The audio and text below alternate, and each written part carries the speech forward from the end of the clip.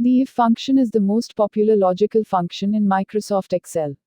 It is used to test a logical condition and return one value if the condition is met, and another if the condition is not met.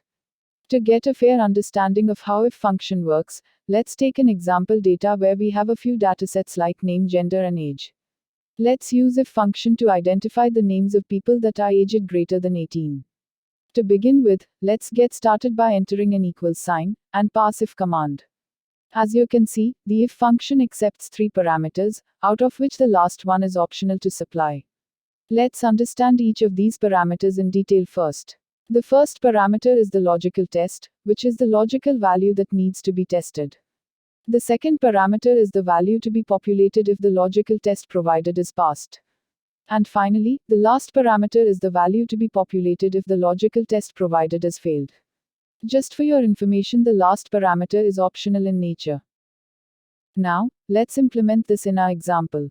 The logical test in our example is age greater than 18. That is, the cell D2 is greater than 18. After passing the logical test, enter a comma and type in the value that needs to be populated if the age is greater than 18. In our case, let's say the value that needs to be populated is yes. Let's close the bracket and hit enter to see how the results will be shown if the third parameter is not supplied.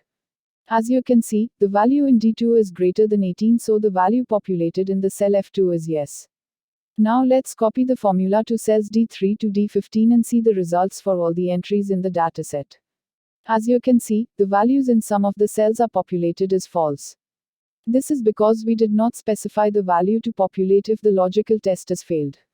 The if function will return false if no values are supplied for value if false parameter.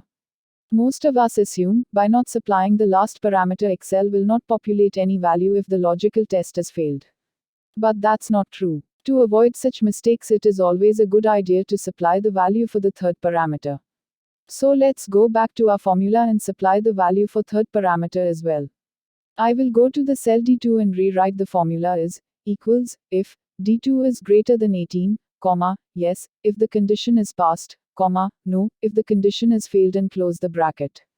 Now, let's copy our formula to the cells D3 to D15 and review the results. As you can see, if function now populates yes for all rows where age is greater than 18, and no for all rows where age is less than 18. To conclude, always supply both the values to populate when the logical test is passed and when the logical test has failed. With this, you're now aware of how to use the if function in Excel. Do let us know in the comments section if you have any questions.